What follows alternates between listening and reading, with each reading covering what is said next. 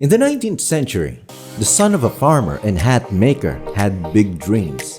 From no money, no home, no food, jumping left and right to work at odd jobs to survive, and an evil stepmother. Well, that's the life of Louis Vuitton.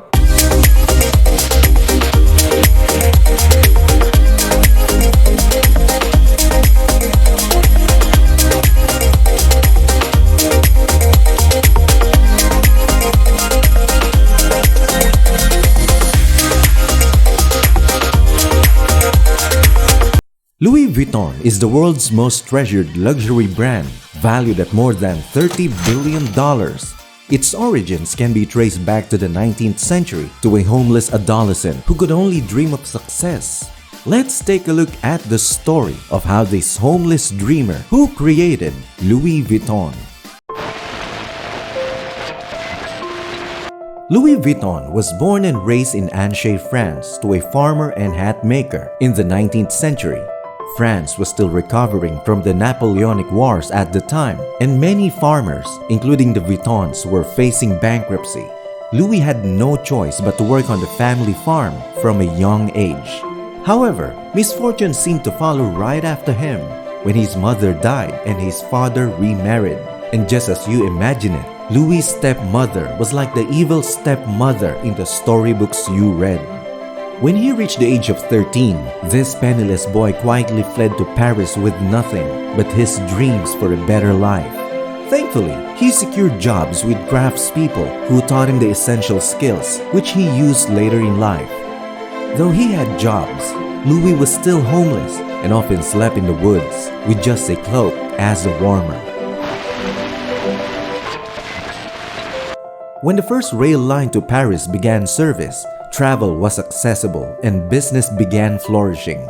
Because of this, artisans profited by creating unique boxes for aristocrats.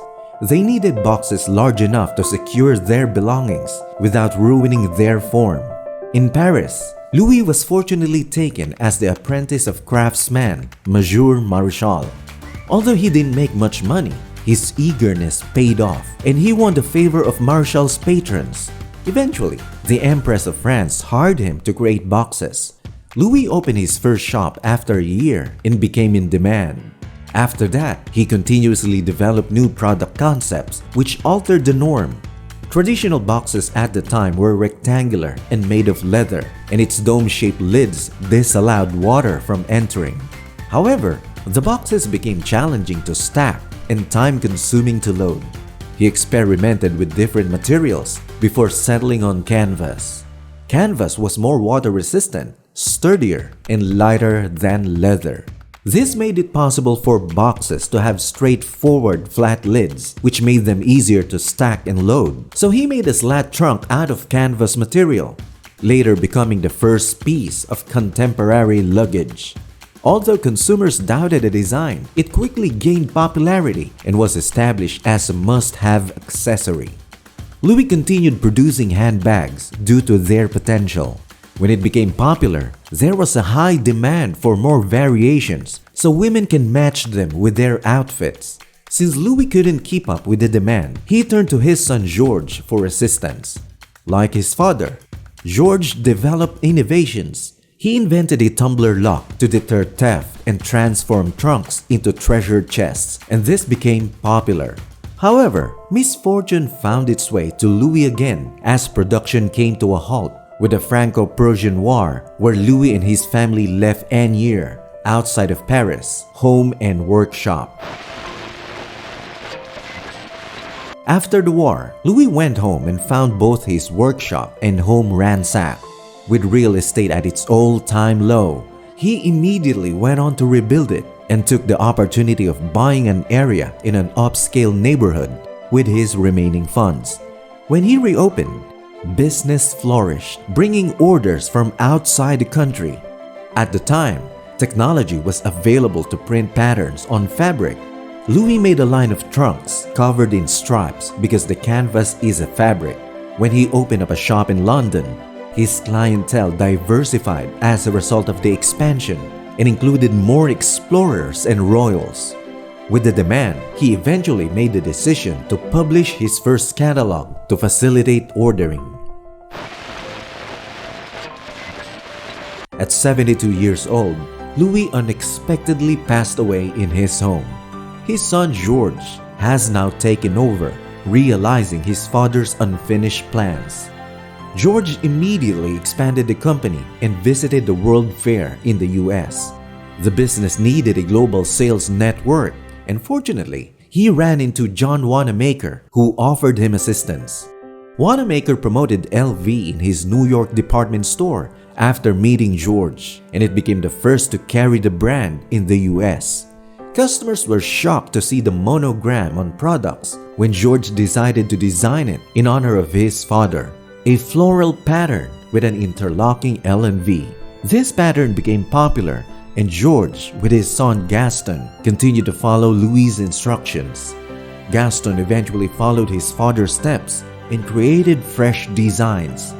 The Kipal, the Noe, and the Alma, a redesign of Coco Chanel order, are notable creations. By that time, George completed a nationwide tour and established a network of distributors. He aimed to expand the company to greater heights, but George also passed away, leaving Gaston to take over the business.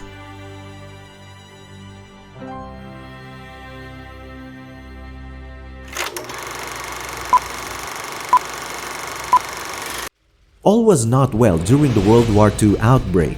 Factories and stores were shut down and contracts were terminated. According to the author of Louis Vuitton, a French saga, Gaston worked with the ruling party in Germany and authorized the creation of commemorative busts and opened a store in Vichy. The author further asserts that LV was the only store permitted to remain open. Later, a representative for Louis Vuitton said, "This is ancient history. We are diverse, tolerant, and all the things a modern company should be." Gaston gave the job of re-establishing the business to his sons, Henry, Jacques, and Claude, after the war. The sons made sure that new models of luggage were produced every year under their father's direction. But as Gaston died, business slowed down, hard-sided luggage lost popularity, and business management was divided between Henry, Jacques, and Claude.